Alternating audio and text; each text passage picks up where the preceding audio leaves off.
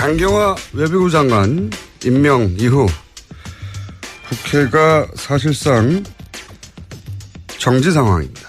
네. 여당은 이 문제를 어떻게 풀어갈까요? 더불어민주당 추미애 대표 스튜디오에 직접 나오셨습니다. 안녕하십니까? 네, 반갑습니다. 이른 아침이네요. 네, 스튜디오에 네. 직접 나와주시고 여당 대표께서. 네, 대단하십니다. 감사합니다. 처음 저희가 방송 연결하는 거라 대선 지난 지 한참 됐지만 일단 네. 축하드립니다. 감사합니다. 예, 축하 인사 많이 받으셨죠? 네. 예. 축하는 여기까지만 하고요. 네. 한참 지났기 때문에. 왜냐하면 지금은 축하를 드릴 일보다 걱정할 일이 많아요. 그죠? 쓸쓸 그럴 조짐이네요. 그렇죠. 네. 예. 우선 무엇보다 이제 강경화 외교부 장관이 네. 후보부터 네. 그러니까 28일 만에 임명이 됐다고 하는데 그러니까 이제 한 달 전쯤에 네. 지명이 되고 내내 시끄러웠어요. 네. 그렇지만 결국 이제 임명이 됐습니다. 네. 우선 강경화 외교부 장관의 임명에 대한 뭐랄까요? 축하 메시지 변 네. 대표로서 같은 네. 여성 정치인으로서 네. 그것부터 시작해 보죠. 제가 2004년에서 2006년 사이에 예. 낙선을 하고 미국 콜롬비아 대학에서 공부를 하고 있었어요. 정치인들은 낙선하면 왜 거기 미국 대학을 가죠? 좀 넓은 데서 좀, 숨기가 좋나요, 거기가? 아니, 좀 넓은 데서 보면 우리나라가 더 잘 보일 수 있고 생각을 네. 좀 정리하고 싶고. 아니, 미국 말고 다른 나라도 많지 않습니까? 갑자기 궁금해져서 여쭤보는데. 그런데 네. 그 큰 나라 가서 네. 좀 우리나라 입장을 좀 보고 저 한 사람도 외교할 수 있다 이런 생각 가지고 갔었어요. 다들 그런 생각으로 가나요? 모르겠어요. 그래서 저는 가서 공부 되게 열심히 많이 했어요. 왜 이 얘기 하냐면은 예. 공부 말고는 할 게 없으셨잖아요. 그때. 아니 골프도 치고 많이 노시죠. 근데 저는 이제 그런 네. 쪽 재주가 없으니까 책을 많이 보고 그랬는데요. 그때 주로 이제 그 브런치를 사가지고 예. 이제 먹으면 샌드위치 콜라 이런 거 놓고서 이제 명사들 초청해서 강의를 듣는 그런 점심시간이 있었어요. 예. 강경화 장관이 그 당시에 와서 아, 그때 처음 만나셨어요? 네, 인권을 주제로 해서 굉장히 열강을 재밌게 하셨어요. 영어로요? 영어로 아주 유창하게. 예. 네. 어떻게 알아들으셨습니까? 듣는 건 잘 들어요. 말하는 건 좀 버벅대지만. 유창한 거 어떻게 하셨어요? 어쨌든 그때 처음 인연이 됐다. 네, 네. 아. 그래서 그때 이미 국제무대에서 활약하고 있었나 보죠? 그렇죠. 네, 네. 그래서 우리가 이제 저명한 사람들을 불러서 이제 그들의 생각을 공유하고 가끔 이제 질의 토론도 하고 그런 시간이니까. 대표님이 한국인이라서 강경화 당시 유엔 아마도 이랬던 직원을 부른 게 아니라 그분이 이미 유엔에서는 알려진 분이라 알려진 분이어서 유명 인사로 그 대학에 초청 그렇죠. 강연을 하는데 네, 네. 보셨다. 아, 네, 그렇군요. 네, 네. 그래서 제가 인상이 참 좋았어요. 네. 그런데 그 후로도 뭐 지속적인 그런 활동, 특히 인권 관련 분야 활동을 하고 우리가 또 4강 의존 외교에서 벗어나지 못하잖아요. 네. 근데 이 강경화 장관은 여러 나라에 빈곤이나 인권이나 교육이나 이런 문제에 대해서 관심을 쏟고 활약을 많이 하셨단 말이에요. 그래서 우리나라 외교 지평을 넓힌다고 하는 문 대통령의 이 계획과 맞아 떨어졌구나. 그래서 이건 대통령 발탁 인사다 저는 이렇게 느끼고 네. 참 잘하신 거다. 그래서 저는 기대가 참 크죠. 그런데 이제 야당은 네. 처음부터 반대를 했고 네. 이제 앞으로 이제 잘할지 못할지는 지켜보면 되겠는데 네. 국회가 파행이 되고 있어요. 네. 이거 어떻게 풀어야 됩니까? 지금은 또 운영인가요? 네. 국회 운영이 국회가 또 민의의 전당이지 국회의 뭐라고 하나 고집 뭐라고 하나.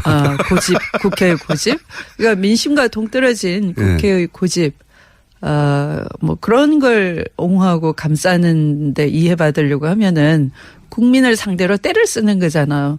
이 엄중한 시기에 정말 외교 공백이 있었던 것이고 사드나 위안부 합의나 이런 문제를 초래해서 우리나라와 중국 간의 미묘한 관계에 빠지고 교착 상태에 빠지고 뭐 이런 상황에서 한시 빨리 외교 장관을 임명을 해서 문제를 풀어가게끔 해줘야 되는 건데 바로 그런 원인을 제공한 사람들이 이 국회에서 마치 때를 쓰듯이 하는 것은 정말 그건 나쁜 짓이죠. 네.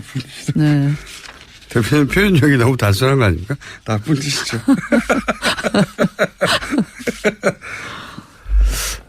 그 강경화 후보 임명에 대한 여론 지지가 상대적으로 높고, 네. 네. 그리고 임명 후에도 여론이 나쁘지 않은 것은 여당에는 반가운 소식이긴 하겠는데, 네.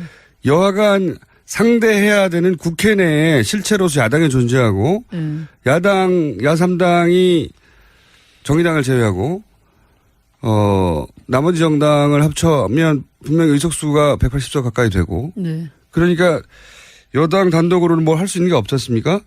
그러니까 이 문제는 풀긴 풀어야 되는데 저쪽이 때를 쓴다고만 주장해가지고는 문제가 안 풀리잖아요. 어떻게 풀어야 됩니까? 여당이 이제는 국정 운영 책임을 져야 되니까 풀어야 되는데. 풀어야 될 문제 중에 가장 급한 것이 예. 일자리 추경이고 또 그것이 가뭄하고 겹쳐서 재해 대책 추경이고 그래요. 그러면 각각 국회의원들은 자기 지역에 특히 가뭄 지역도 있는 것이고, 예. 네. 뭐 국민의당 같으면 호남의 영산강 그 주변에 논밭들이 거의 말라가고 있어요. 그럼 그 추경안에 가뭄 재해 대책도 넣자라고 할 수 있는 것이고요. 예. 일자리 문제는 뭐 전국적으로 같이 안고 있는 문제이고 언제까지 그것을 장관 임명이 불만이어서 추경도 해줄 수 없다라고 버틸 수 있는 것인지 그건 국민이 속이 타들어가는 것이죠. 국민을 속 터지게 하는 그 정치가 용납이 될 수 있겠어요? 하루 이틀은 모르겠지만 그래서 우리는 그것이 정치 명분이 있다 그러면 뭐 얼르고 달래고 하겠지만 이것은 민생을 볼모로 삼고 위기에 빠진 외교를 인질 삼아서 때를 쓰는 것에 불과하기 때문에 국민과 함께 돌파해낼 수밖에 없는 거예요. 얼르고 달르고 할 여지가 별로 없어요. 아침부터 이런 말씀 드려서 죄송하지만. 네. 너무 솔직하게 말씀하시는 것 같은데.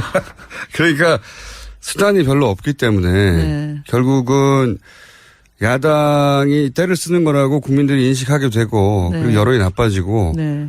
또 뭐 국회의원들이다 보니까 각자 지역구에서 네. 그런 불만들을 듣다 보면 결국은 네. 돌파구가 생길 것이다.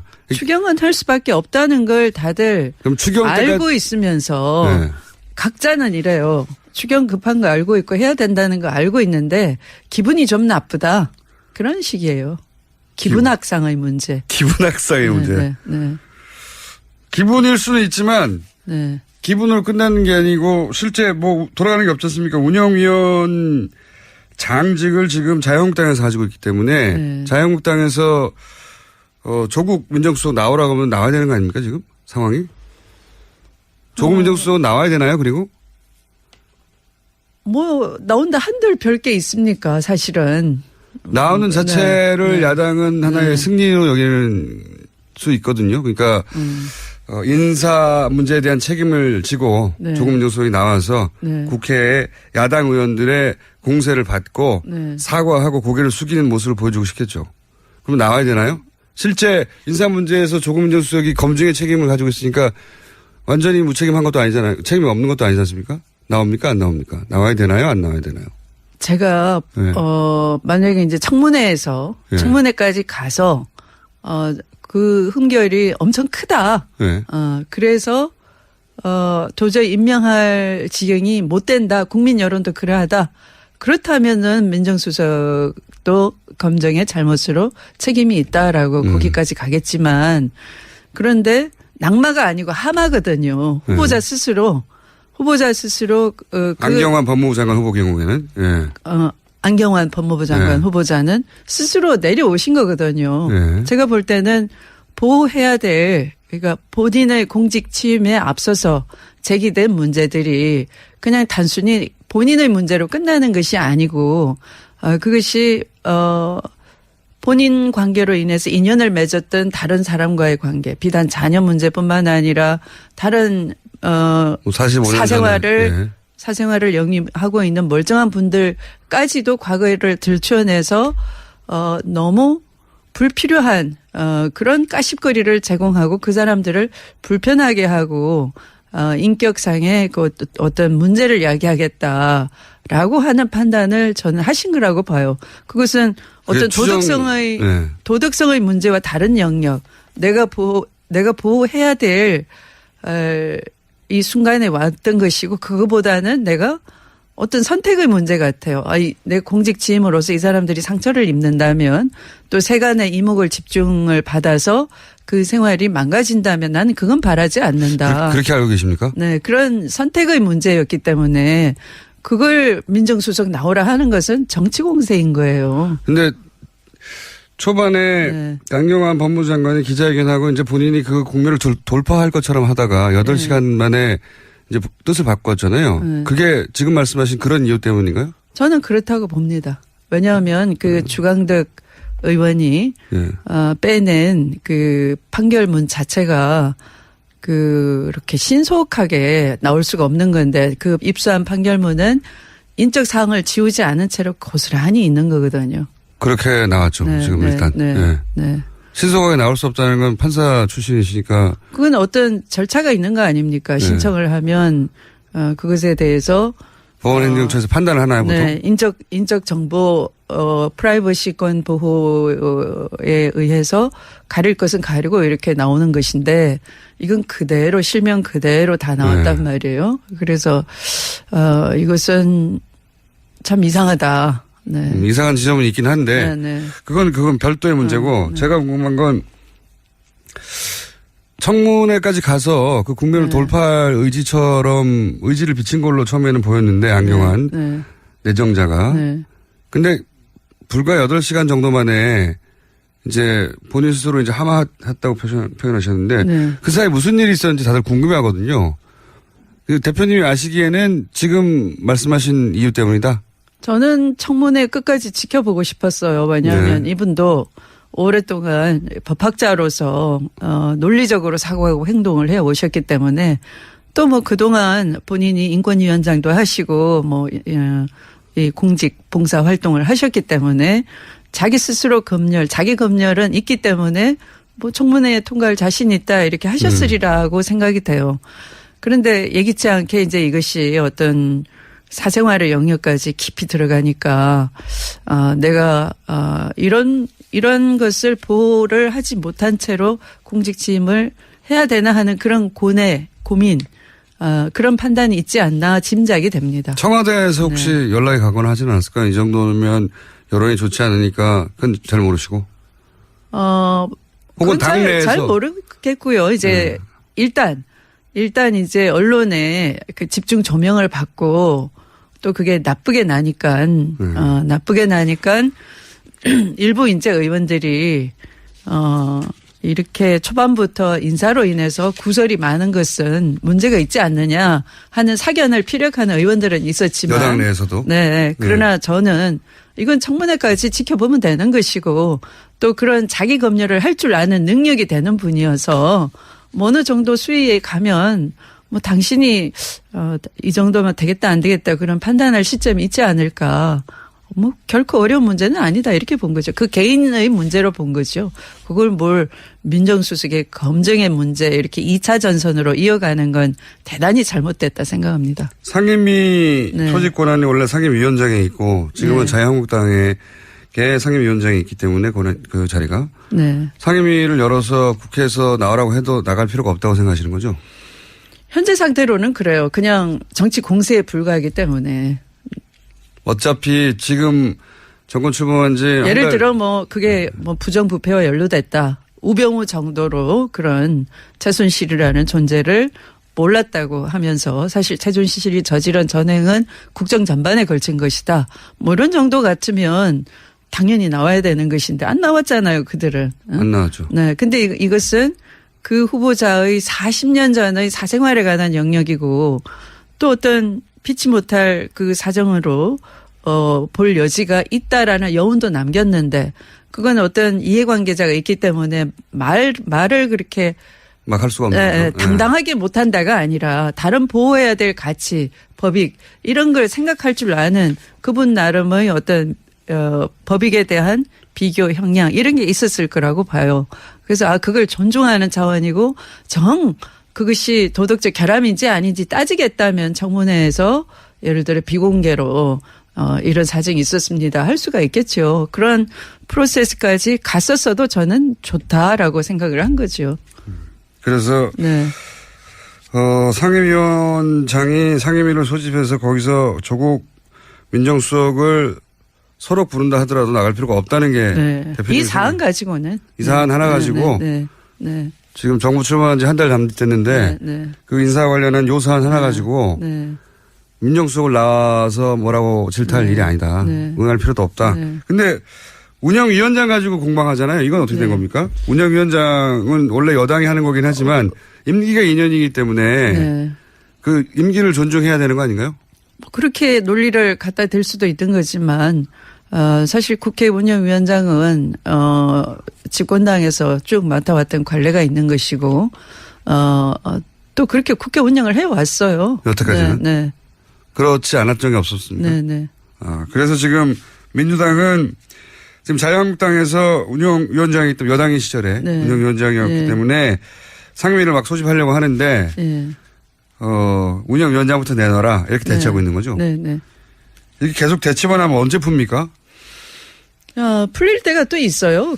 또 물밑에서 서로 대화하고 하니까요. 하고 있습니까? 네. 물밑에서 만나면 뭐라고 해요?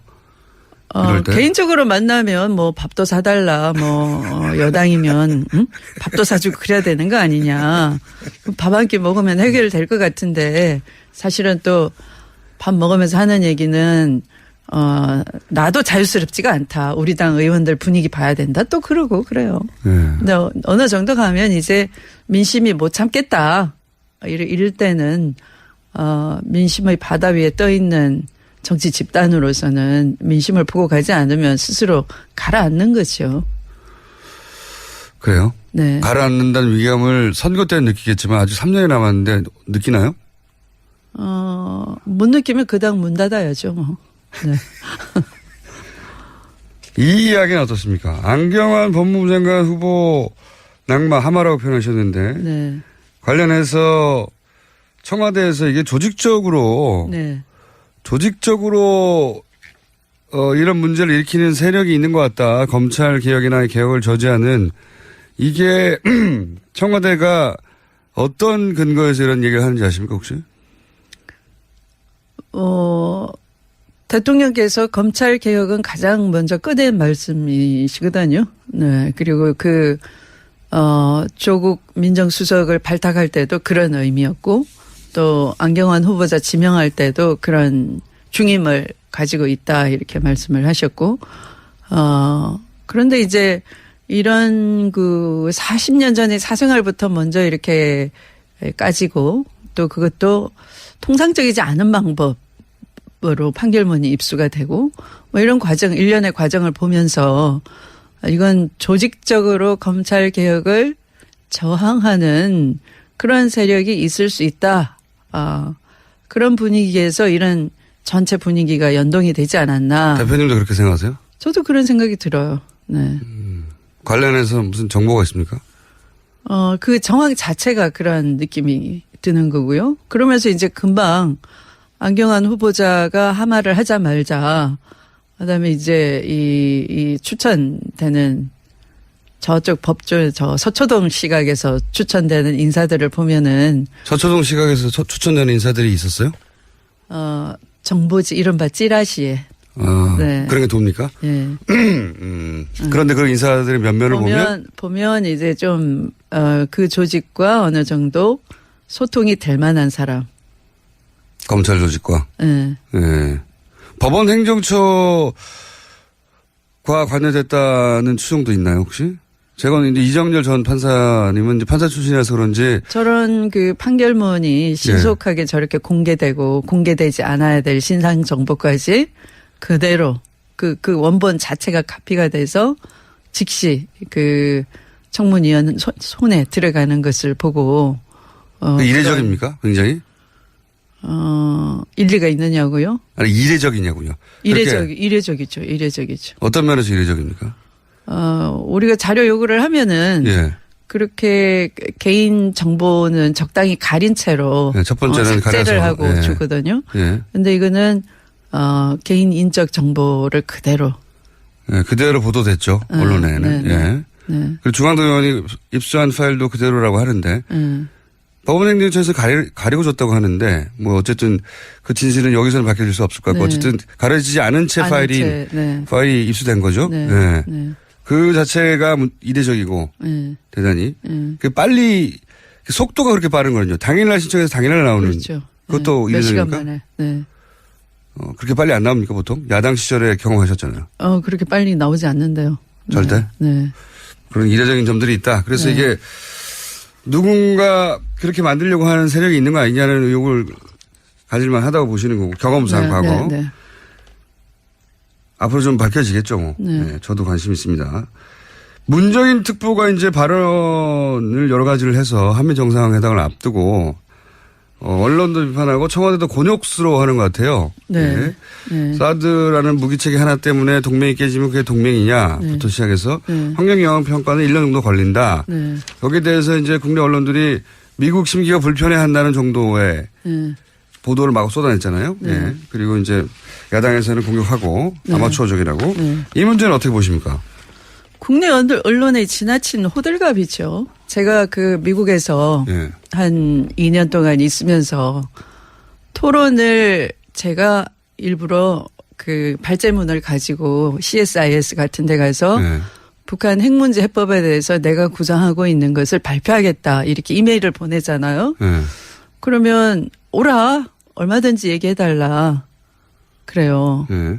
그리고 브루킹스 연구소 같이 아주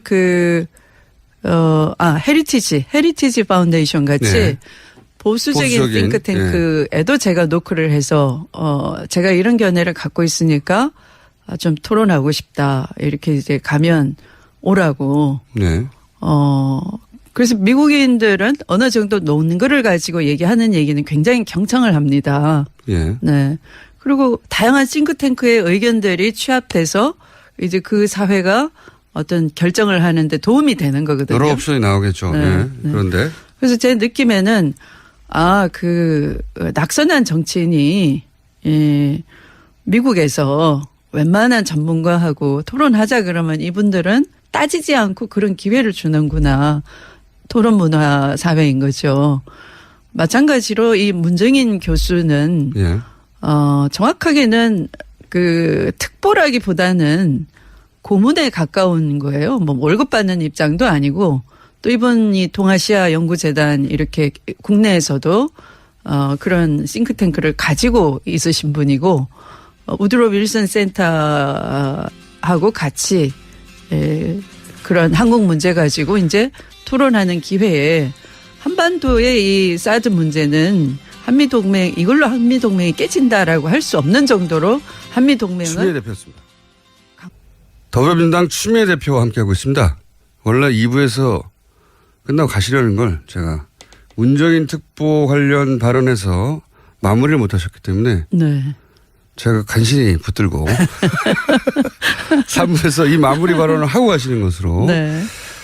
2부 끝부분을 못 들으신 부분도 계실 거기 때문에 문정인 특보가 이제 사드가 무기체계 하나일 뿐인데 무기체계 하나 때문에 동맹이 깨진다면 그게 무슨 동맹이냐라는 발언 자체가 한국 내에서 이제 여러 언론들의 비판 또 뭐 야당의 비판 그 뭐 포탈을 보면 모두가 비판하는 듯한 그리고 청와대도 이제 이런 파장이 생기자 그것은 개인의 의견이다라고 이제 정리를 하고 그런 정도로 이제 무마가 되어 가는가 합니다만은 여기 대해서 어제 대표님께서 그게 뭐 그렇게 큰 문제냐 이거 가지고 호들갑 떨지 마라 정도의 발언을 하셨어요. 이 문정인 특보 발언에 관한 대표님의 입장을 자세히 듣고 마무리를 하죠 오늘은. 네. 우선 미국 조야가 네. 한국이 겪고 있는 문제를 잘 모릅니다.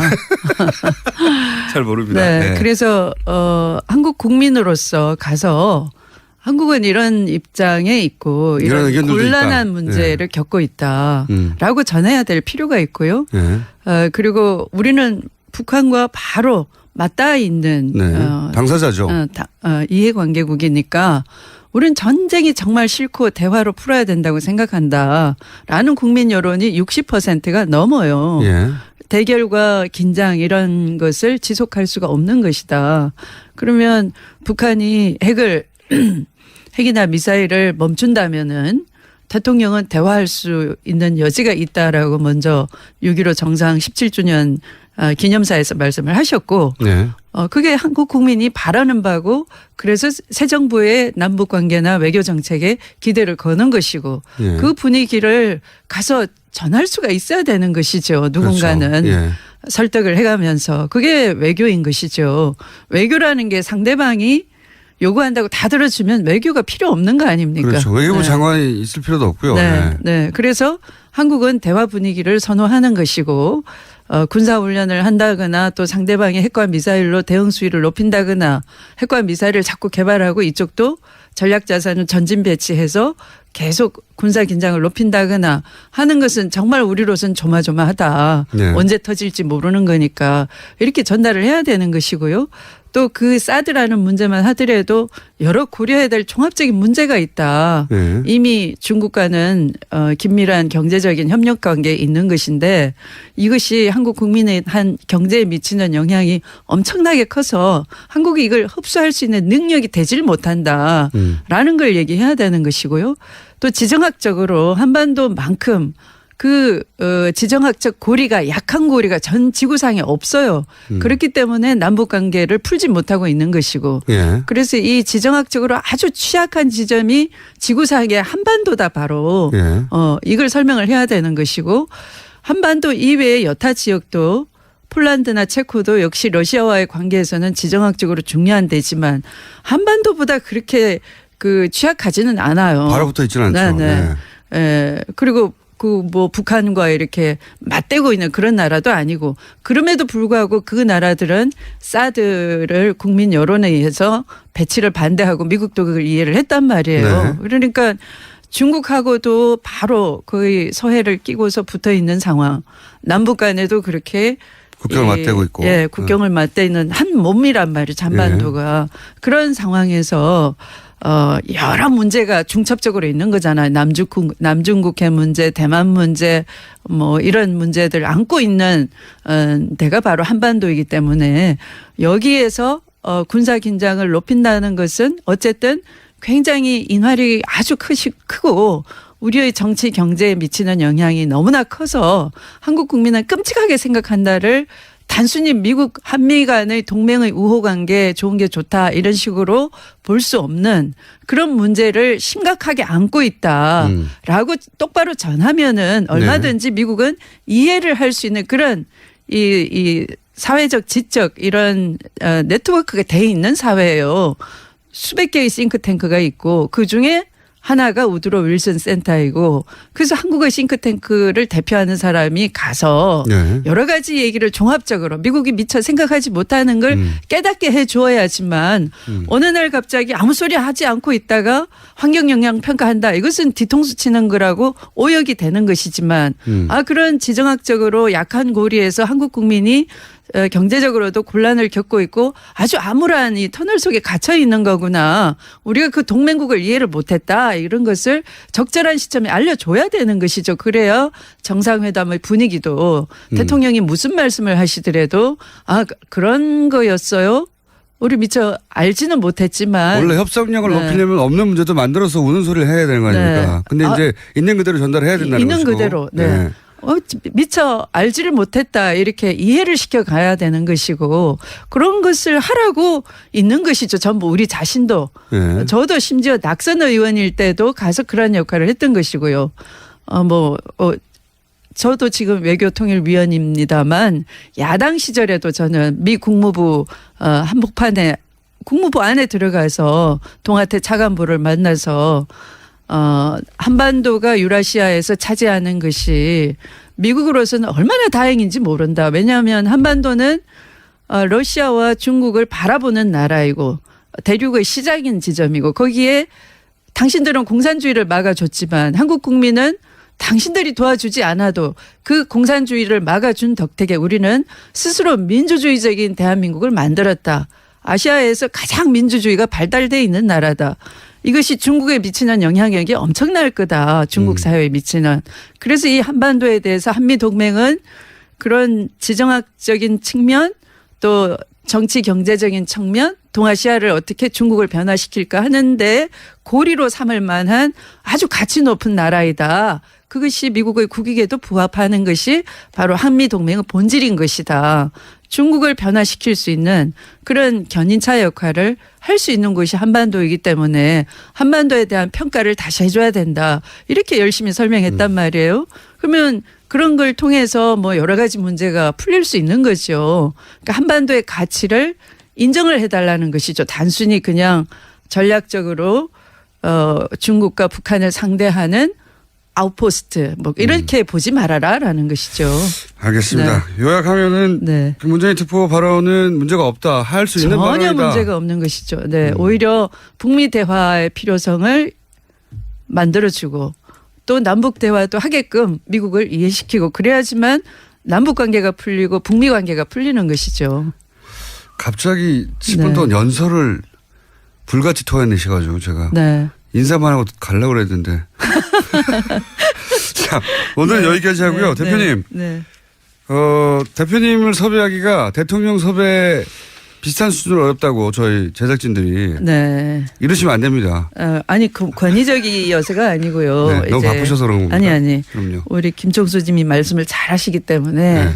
혹시 가서 당할까봐. 제가 좀 말실수를 하거나 하면 아하. 이제 그래도 집권당 대표인데 큰일 날까봐 조심 또 조심하느라고. 네, 오늘은 살살했고요. 그래서 네, 네. 그래서 이렇게 좋은 분위기니까 네. 다음엔 좀 섭외가 좀 쉬워지도록. 네. 네. 네. 정말 어려웠거든요. 네. 죄송합니다. 오늘 여기까지 하겠습니다. 오늘 말씀 감사합니다. 네. 좋은 하루 되십시오. 더불어민주당의 추미애 대표였습니다. 네. 감사합니다. 강경화 외교부 장관 임명 이후 국회가 사실상 정지 상황입니다. 네. 여당은 이 문제를 어떻게 풀어갈까요? 더불어민주당 추미애 대표 스튜디오에 직접 나오셨습니다. 안녕하십니까? 네. 반갑습니다. 이른 아침이네요. 네. 스튜디오에 직접 나와주시고 여당 대표께서. 네. 대단하십니다. 감사합니다. 처음 저희가 방송 연결하는 거라 대선 지난 지 한참 됐지만 일단 네. 축하드립니다. 감사합니다. 예. 축하 인사 많이 받으셨죠? 네. 예. 축하는 여기까지만 하고요. 네. 한참 지났기 때문에. 왜냐하면 지금은 축하를 드릴 일보다 걱정할 일이 많아요. 그죠? 슬슬 그럴 조짐이네요. 그렇죠. 네. 예. 우선 무엇보다 이제 강경화 외교부 장관이 네. 후보부터 네. 그러니까 28일 만에 임명이 됐다고 하는데 그러니까 이제 한 달 전쯤에 네. 지명이 되고 내내 시끄러웠어요. 네. 그렇지만 결국 이제 임명이 됐습니다. 네. 우선 강경화 외교부 장관의 임명에 대한 뭐랄까요 축하 메시지 변 네. 대표로서 같은 네. 여성 정치인으로서 네. 그것부터 시작해 보죠. 제가 2004년에서 2006년 사이에 예. 낙선을 하고 미국 콜롬비아 대학에서 공부를 하고 있었어요. 정치인들은 낙선하면 왜 거기 미국 대학을 가죠? 좀 넓은 데서 좀 숨기가 좋나요 거기가? 아니. 좀 넓은 데서 보면 우리나라가 더 잘 보일 수 있고 생각을 좀 정리하고 싶고. 아니 미국 말고 다른 나라도 많지 않습니까? 갑자기 궁금해져서 그런데 예. 그 큰 나라 가서에서 벗어나지 못하잖아요. 예. 근데 이 강경화 장관은 여러 나라의 빈곤이나 인권이나 교육이나 이런 문제에 대해서 관심을 쏟고 활약을 많이 하셨단 말이에요. 그래서 우리나라 외교 지평을 넓힌다고 하는 문 대통령의 이 계획과 맞아떨어졌구나. 그래서 이건 대통령 발탁 인사다. 저는 이렇게 느끼고 네. 참 잘하신 거다. 그래서 저는 기대가 참 크죠. 그런데 이제 야당은 네. 처음부터 반대를 했고 네. 이제 앞으로는 이제 잘할지 못할지는 지켜보면 되겠는데 네. 국회가 파행이 되고 있어요. 네. 이거 어떻게 풀어야 됩니까? 지금은 또 운영인가요? 네. 국회 운영이 국회가 또 민의의 전당이지 국회의 뭐라고 하나 고집 뭐라고 하나. 고집 국회의 고집.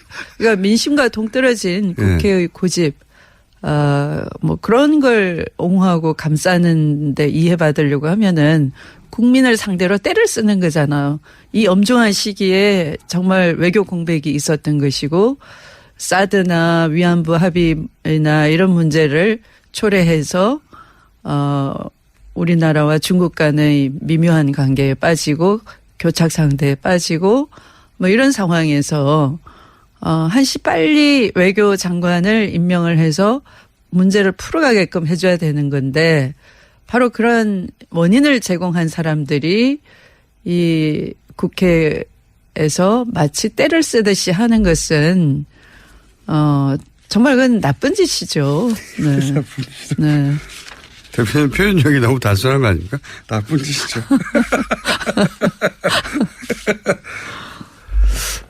그 강경화 후보 임명에 대한 여론 지지가 상대적으로 높고, 네. 네. 그리고 임명 후에도 여론이 나쁘지 않은 것은 여당에는 반가운 소식이긴 하겠는데, 네. 여하간 상대해야 되는 국회 내에 실체로서 야당이 존재하고, 야3당이 정의당을 제외하고, 나머지 정당을 합쳐면 분명히 의석수가 180석 가까이 되고, 네. 그러니까 여당 단독으로는 뭘 할 수 있는 게 없지 않습니까? 그러니까 이 문제는 풀긴 풀어야 되는데 저쪽이 때를 쓴다고만 주장해가지고는 문제가 안 풀리잖아요. 어떻게 풀어야 됩니까? 여당이 이제는 국정 운영 책임을 져야 되니까 풀어야 되는데. 풀어야 될 문제 중에 가장 급한 것이 일자리 추경이고 또 그것이 가뭄하고 겹쳐서 재해 대책 추경이고 그래요. 그러면 각각 국회의원들은 자기 지역에 특히 가뭄 지역도 있는 것이고, 네. 뭐 국민의당 같으면 호남의 영산강 그 주변에 논밭들이 거의 말라가고 있어요. 그럼 그 추경 안에 가뭄 재해 대책도 넣자라고 할 수 있는 것이고요. 일자리 문제는 뭐 전국적으로 같이 안고 있는 문제이고 언제까지 그것을 장관 임명이 불만이어서 추경도 해줄 수 없다라고 버틸 수 있는 것인지 그건 국민이 속이 타들어가는 것이죠. 국민을 속 터지게 하는 그 정치가 용납이 될 수 있겠어요? 하루 이틀은 모르겠지만 그래서 우리는 그것이 정치 명분이 있다 그러면 뭐 얼르고 달래고 하겠지만 이것은 민생을 볼모로 삼고 위기에 빠진 외교를 인질 삼아서 때를 쓰는 것에 불러 우리나라 입장을 좀 보고 저 한 사람도 외교할 수 있다 이런 생각 가지고 갔었어요. 다들 그런 생각으로 가나요? 모르겠어요. 그래서 저는 가서 공부 되게 열심히 많이 했어요. 왜 이 얘기 하냐 하면은 공부 말고는 할 게 없으셨잖아요. 그때. 아니 골프도 치고 많이 노시죠. 근데 저는 이제 그런 쪽 재주가 없으니까 책을 많이 보고 그랬는데요. 그때 주로 이제 그 브런치를 사가지고 이제 먹으면 샌드위치 콜라 이런 거 놓고서 이제 명사들 초청해서 강의를 듣는 그런 점심시간이 있었어요. 강경화 장관이 그 당시에 와서. 그때 처음 만나셨어요? 네. 인권을 주제로 해서, 굉장히 열강을 재밌게 하셨어요. 영어로요? 영어로 아주 유창하게. 네. 어떻게 알아들으셨습니까? 듣는 건 잘 들어요. 말하는 건 좀 버벅대지만. 유창한 거 어떻게 하셨어요? 어쨌든 그때 처음 인연이 됐다. 네. 그래서 그때 이미 국제무대에서 활약하고 있었나 보죠? 그렇죠. 네.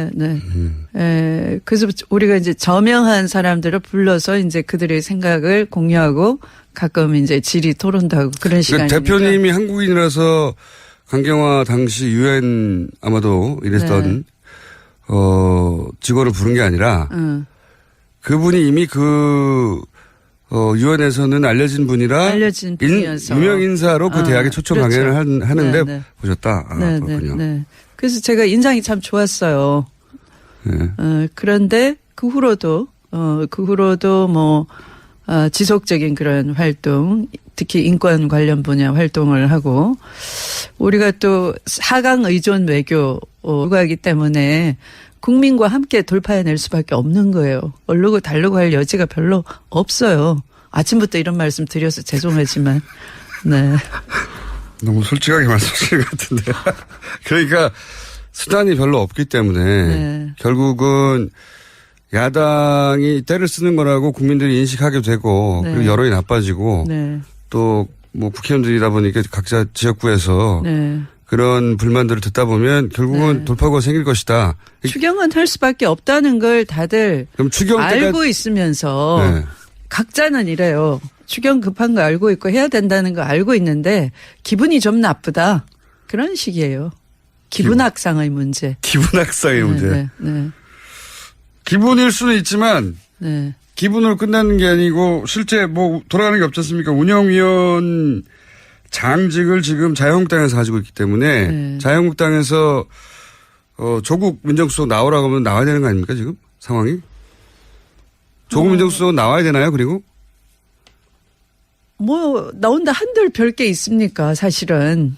나오는 자체를 네. 야당은 하나의 네. 승리로 여기는 수 있거든요. 그러니까 인사 문제에 대한 책임을 지고 네. 조국 민정수석이 나와서 네. 국회에 야당 의원들의 공세를 받고 네. 사과하고 고개를 숙이는 모습을 보여주고 싶겠죠. 그럼 나와야 되나요? 실제 인사 문제에서 조국 민정수석이 검증의 책임을 가지고 있으니까 완전히 무책임한 것도 아니잖아요. 책임이 없는 것도 아니지 않습니까? 나옵니까? 안 나옵니까? 나와야 되나요? 안 나와야 되나요? 제가 네. 만약에 이제 청문회에서 네. 청문회까지 가서 그 흠결이 엄청 크다. 네. 그래서 도저히 임명할 지경이